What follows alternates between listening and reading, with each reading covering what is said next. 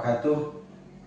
Alhamdulillah, pada kesempatan hari ini perkenalkan saya Adi Mansah, dosen program studi Ekonomi Islam Fakultas Ekonomi dan Bisnis Universitas Muhammadiyah Jakarta, ingin menyampaikan salah satu materi perkuliahan yang mana mata kuliahnya ini adalah fikih muamalah.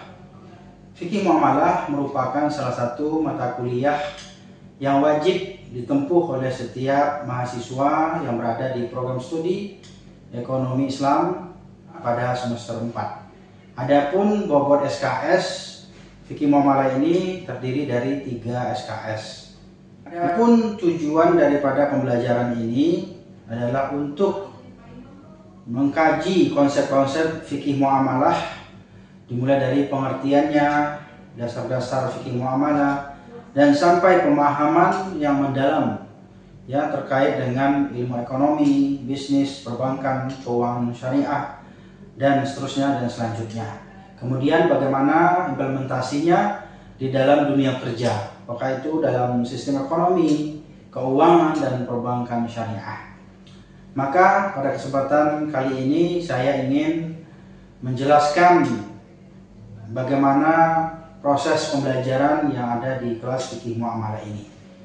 Adapun sistem penilaian yaitu terdiri dari 3. Yang pertama adalah ada tugas harian yang berbobot 40%. Tugas harian ini terdiri dari diskusi, tanya jawab, presentasi, dan bahkan kehadiran. Berikutnya adalah UTS. UTS 30% dan kemudian UAS berjumlah 30%. Maka keseluruhan pertemuan fikih muamalah ini berjumlah 16 kali pertemuan dengan 2 ujian. Yang pertama ujian tengah semester dan yang kedua adalah ujian akhir semester. Sedangkan metode pembelajaran yang kita gunakan adalah yang pertama metode ceramah, kemudian student center learning, ya, kemudian FGD diskusi, dan kemudian dengan tanya jawab dan penugasan lainnya. Ini adalah video pembelajaran yang dapat saya sampaikan. Mudah-mudahan dapat memenuhi persyaratan untuk mengikuti Serdos pada tahun 2025. Bismillahirrahmanirrahim. Assalamualaikum warahmatullahi wabarakatuh. Waalaikumsalam warahmatullahi wabarakatuh. Alhamdulillah wa syukurillah wa la hawla wa la quwwata illa billah. Allahumma shalli wa sallim wa barik ala sayyidina Muhammad wa ala ali Muhammad. Alhamdulillah, teman-teman, selamat sore semuanya.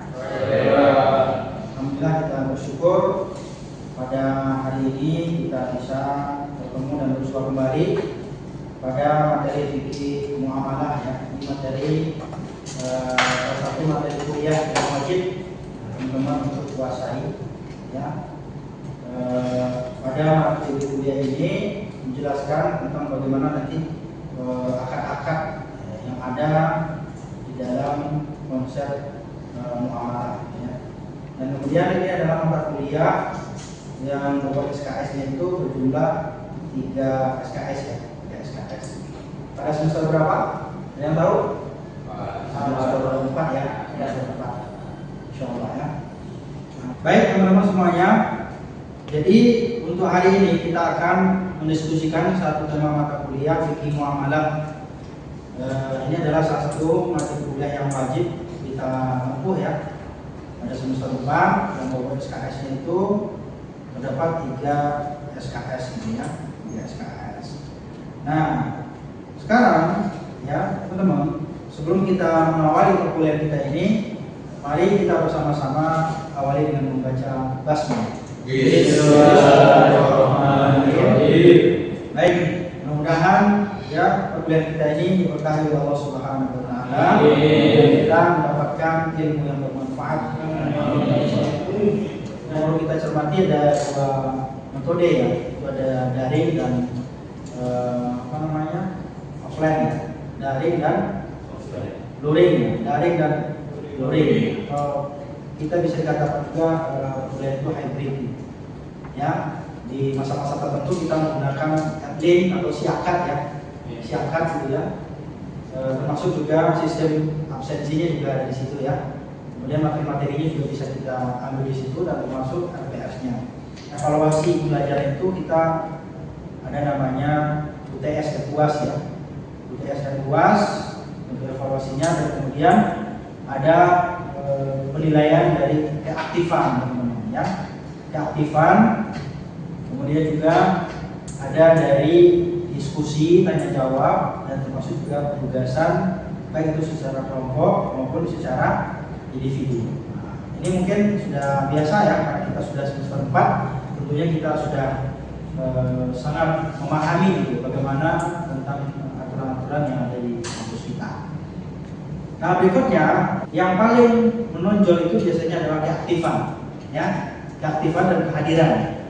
Kenapa ini menjadi penting? Karena ini akan terlihat gitu ya, akan terlihat bagaimana responnya mahasiswa itu terhadap materi pembelajaran kita, terutama materi fikih muamalah ini dan usul fikih. Dan saya yakin teman-teman di sini juga sudah pernah belajar gitu ya, mungkin di waktu madrasah atau di sekolah sebelumnya.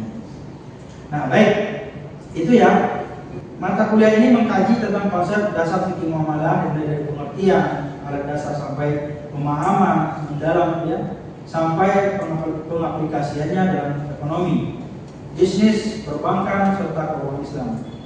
Kemudian setelah mengikuti perkuliahan ini, mahasiswa mampu menguasai konsep fikih muamalah dan kemudian bagaimana mengimplementasikan di dalam ekonomi Islam. Ya, bisa nanti di download ya di link atau silakan RPS kita ya, rancangan pembelajaran kita.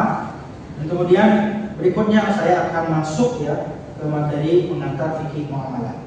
Jadi keseluruhannya pertemuan kita itu berjumlah berapa? 16 kali semua ya. Jadi ada pertemuan yang ke-8 itu UTS, pertemuan yang ke-16 itu UAS. Nah, nanti silakan teman-teman dibaca RPS-nya, di-download karena sudah tersedia di link kita atau di siakat kita yang ada di Universitas Muhammadiyah Jakarta. Baik teman-teman, nah ini seputar sekilas lalu terkait dengan masalah sistem pembelajaran kita, perkuliahan, dan termasuk juga menjelaskan tadi bagaimana gambaran ya, dari materi kuliah kita tentang fikih muamalah. Baik, sekarang kita berbicara tentang fikih muamalah. Ini udah ada masuk ke materi ya. Kita masuk ke materi, teman-teman.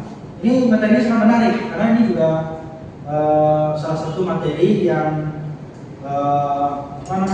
pernah saya diskusikan dan saya presentasikan pada Muamalah Institute ya, Bank Muamalah ya, di Jakarta gitu ya, pada teman-teman.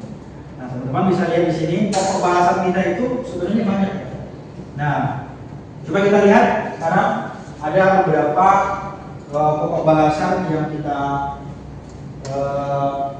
cantumkan di sini. Pertama, pengantar fikih muamalah, prinsip dasar transaksi dalam Islam, prinsip akad dalam fikih muamalah, halal dan haram dalam fikih muamalah, penerapan fikih muamalah dalam perbankan syariah, kemudian solusi fikih muamalah untuk masalah kontemporer, peran ulama dan lembaga keuangan dalam pengembangan fikih muamalah, kemudian studi kasus dan analisa.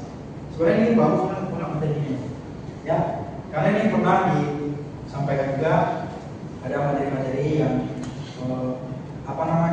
VIP kelas gitu, di Muamalah Institute kemarin di Institut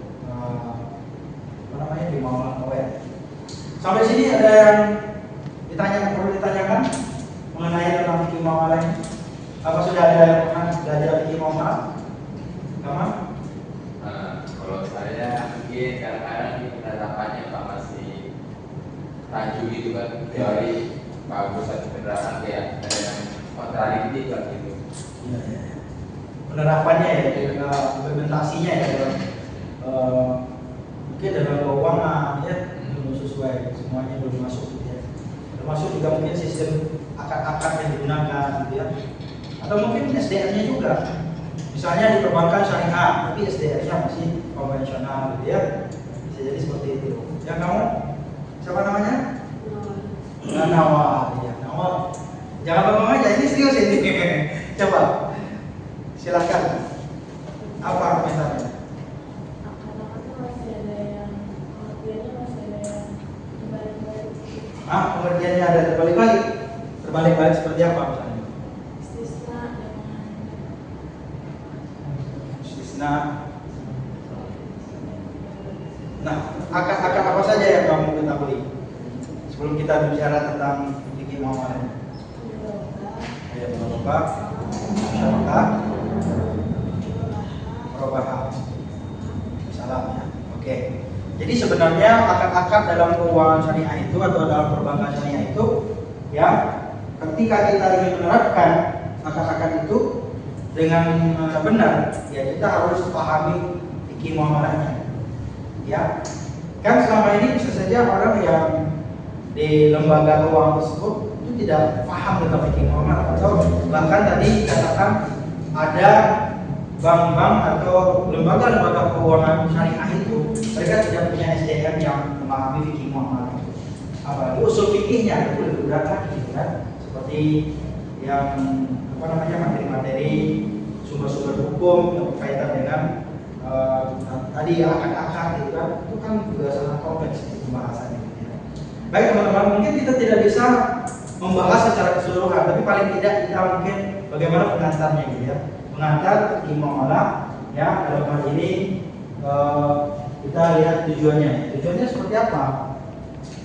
Tujuan pokoknya itu pembahasan ini dirancang untuk memberikan peserta pemahaman tentang fikih muamalah dari teoritis hingga aplikasi praktis dalam berbagai macam aspek ekonomi dan keuangan. Ini juga membantu peserta dalam mengambil keputusan ekonomi yang sesuai dengan syariat dalam kehidupan pribadi dan kehidupan profesional mereka. Nanti kehidupan pribadi berarti penggunaan ya dalam lembaga keuangan pribadi, bahkan keluarga, masyarakat semuanya itu tidak luput dari fikih muamalah. Namanya fikih dan muamalah. Fikih itu hukum ya, muamalah itu kan ya berkaitan dengan kehidupan manusia. Karena kita bicara tentang ekonomi syariah, berarti kan berbicara tentang masalah kehidupan ekonomi dalam kehidupan kita. Baik teman-teman, kita lanjutkan. Nah ini pengantar fikih muamalah.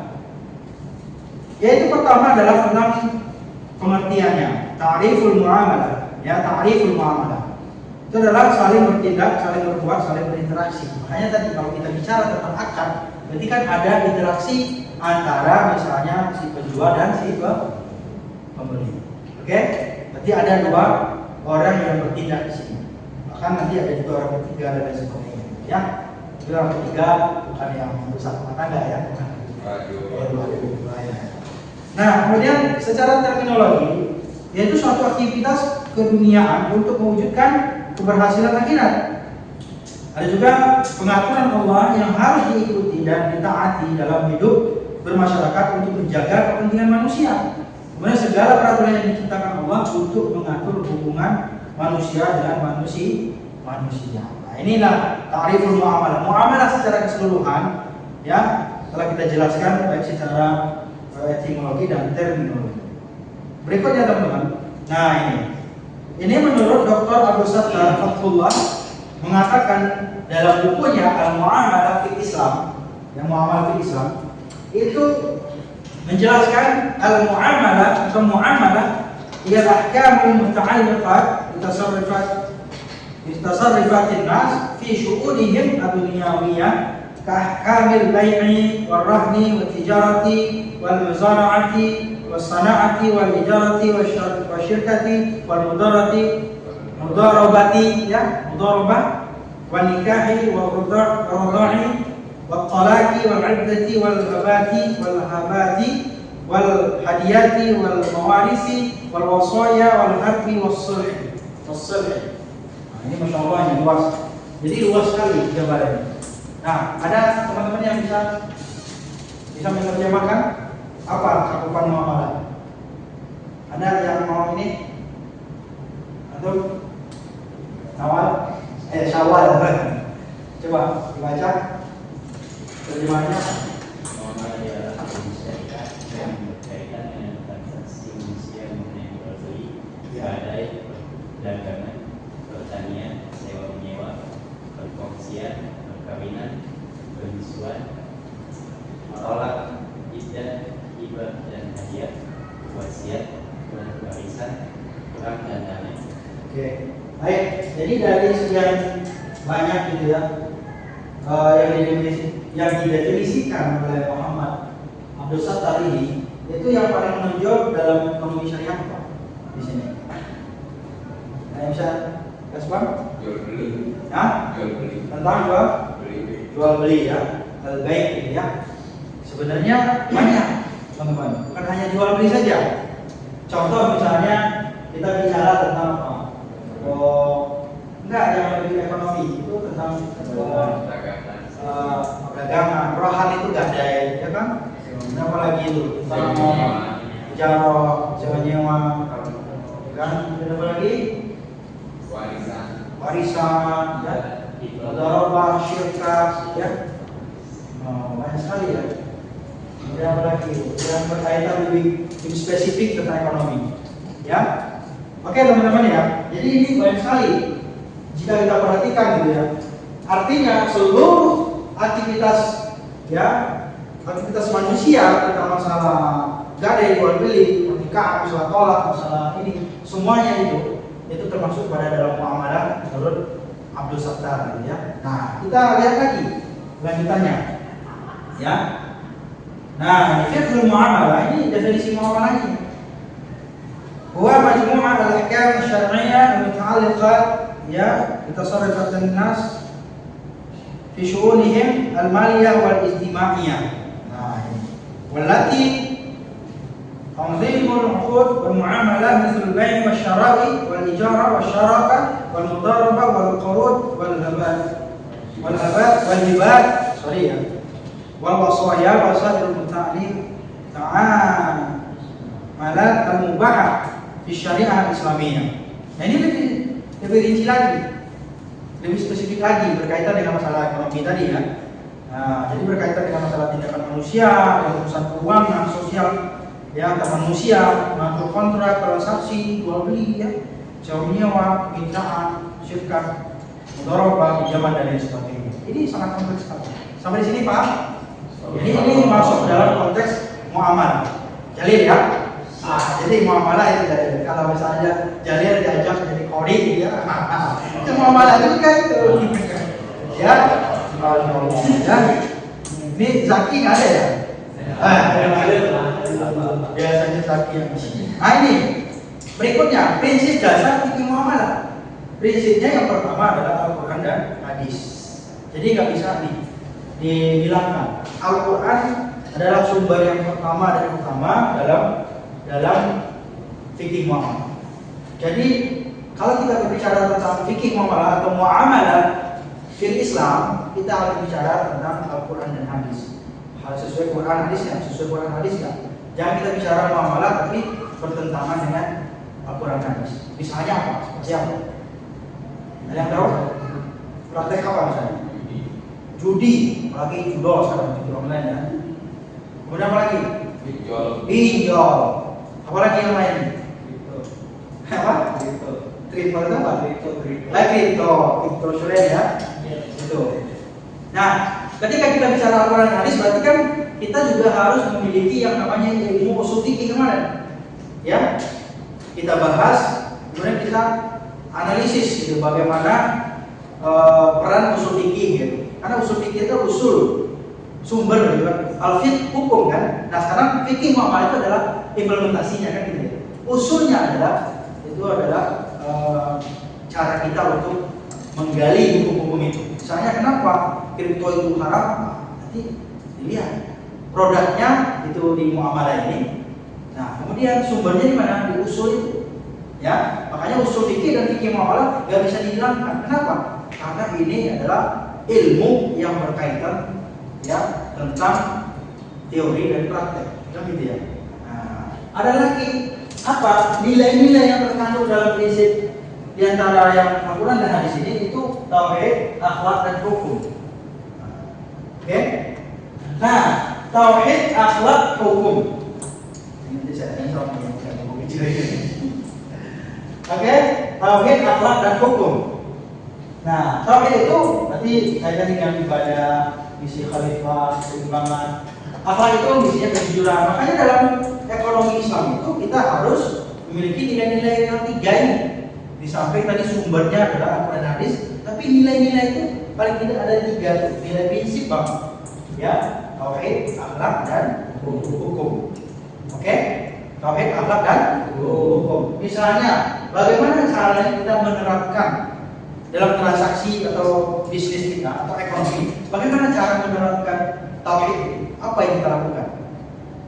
Ada yang saya jawab? Hubungan kita sama Allah. Hah? Hubungan kita sama Allah. Coba berjelas lagi hubungan kita dengan Allah. Nah, dalam praktek ekonomi, Sedekah dan zakat. ya sedekah dan zakat. Oke, dalam konteks ibadah kepada Allah ya. Nah, kalau dalam misalnya praktek ekonomi dalam masyarakat, bagaimana caranya mengimplementasikan tauhid itu? Apa yang kita lakukan? Apa? Ya, memperhatikan akad-akad. Masya Allah, ya luar biasa. Pertama tadi memang benar itu dalam konteks muamalah bisa kita implementasikan tauhid itu dengan zakat tadi ya. Itu kan nilai-nilainya nilai-nilai kemanusiaan dan nilai-nilai ketuhanan di dalamnya. Di samping itu juga tadi apa? Mengimplementasikan apa? Akad-akad syariah. Jadi bukan hanya kita nilai zakat aja atau nilai ibadah kepada Allah, tapi juga prosesnya itu. Prosesnya ini sudah sesuai belum dengan syariat. Jangan nanti kita berzakat tapi nggak sesuai dengan syariat. Atau mungkin transaksi jual beli tapi tidak sesuai dengan syariat. Akhirnya apa yang terjadi? Akhirnya akad ataupun transaksi yang kita jalankan itu tidak sesuai dengan syariat atau bertentangan dengan syariat. Makanya tidak boleh borok misalnya, tidak boleh zalim, ya kan? Tidak boleh kita menipu atau misalnya menimbun, ya kan? Kemudian monopoli, overpricing dan lain sebagainya. Jadi penting. Ada yang tahu al-aslu fil muamalah al-ibahah. Ya, masya Allah ya. Udah dari nilai kampus ini. Aman aja ya. Jadi al-aslu fil muamalah al-ibahah. Jadi asal dalam muamalah itu pada dasarnya boleh-boleh saja. Selama tidak ada dalil yang mengharamkan. Tapi kalau udah ada dalil mengharamkan, nggak boleh. Awalnya tidak boleh, jadi nggak boleh. Makanya hati-hati. Ya, misalnya transaksi jual beli boleh, boleh. Mau seperti apapun modelnya boleh. Tapi kalau ada unsur-unsur yang kemudian datang, ya misalnya seperti adanya war tadi, ya kan manipulasi, ada zolim atau overpricing atau monopoli, jadi haram. Yang tadinya awalnya jadi yang tadinya boleh jadi haram. Adanya misalnya monopoli atau kezoliman di situ. Makanya fikih muamalah ini berperan penting dalam mengawas, gitu ya, mengawasi semua akad-akad yang ada dalam transaksi. Sampai sini ada yang mau komentar? Berapa? Mungkin barangkali terakhir. Apa? Yang nggak apa-apa, silakan. Nah ini. Ya. Berkaitan dengan fikih muamalah. Sebenarnya fikih muamalah ini dibahas sesuai dengan dari usul fikihnya. Tetapi karena ada beberapa faktor yang mempengaruhi dari luar dari faktor barat itu yang mengharapkannya itu terhadap monopoli, unsur gharar, habis itu penipuan dan yang riba, terutama riba itu yang mempengaruhi jual beli ini haram. Selebihnya selama akad-akadnya yang telah tertulis disunahkan Rasulullah, akad murabah dan akad salam itu boleh saja. Semua itu sesuai dengan syariat. Oke, baik, terima kasih. Tepuk tangan doanya. Sama-sama udah bergelut nilainya. Masya Allah. Ya. Oke, jadi teman-teman ya, itu tadi sudah disampaikan juga secara umum ya, bagaimana pentingnya kita menjaga akad-akad itu. Karena kalau namanya kan sama kayak pernikahan, kalau nggak karena akad ya nggak halal kan gitu. Sama juga perdagangan, transaksi, jual beli dan lain sebagainya itu harus didasari dengan akad-akad. Oke teman-teman, untuk melengkapi materi perkuliahan kita ini teman-teman nanti bisa dibaca ya, bisa dibaca di materi isi akadnya, biasanya kita upload di situ, bisa juga jurnalnya, silakan juga dibaca referensi-referensi yang ada di RPS gitu ya. Itu banyak sekali yang sudah dicantumkan di situ. Ada beberapa referensi utama tambahan dan sebagainya. Dan yang terpenting adalah teman-teman coba menganalisa di lapangan itu. Misalnya ada suatu praktek nih, seperti ini tadi nggak sesuai. Lalu ada transaksi jual beli perdagangan, itu kita analisis, ya apakah ini sesuai dengan syariat atau tidak, gitu ya. Apakah ini sudah masuk kategori halal atau tidak, ya kan? Nah itu penting kita lakukan di lapangan, ya, sebagai proyek juga. Mungkin nggak mesti harus jadi tugas mata kuliah terus gitu ya, tapi bagaimana kita memiliki inisiatif gitu dalam melakukan riset gitu ya, atau mengkaji ya tentang akar-akar itu di lapangan atau di tengah-tengah masyarakat. Nah ini teman-teman, ada dari mahasiswa semuanya, sekedar informasi terkait dengan pengantar perkuliahan Fikih Muamalah Prodi Ekonomi Islam Fakultas Ekonomi dan Bisnis Universitas Muhammadiyah Jakarta. Mudah-mudahan ilmu yang kita diskusikan pada sore hari ini bermanfaat. Barangkali itu saja. Kalau tidak ada pertanyaan lagi, kita tutup sampai di sini. Terima kasih atas kehadirannya. Ya, mudah-mudahan di depan kita lanjutkan perkuliahan kita dan insya Allah semuanya sehat-sehat walafiat. Amin. Itu saja. Terima kasih. Kita tutup dengan membaca hamdalah bersama. Alhamdulillah. Assalamualaikum warahmatullahi wabarakatuh. Waalaikumsalam.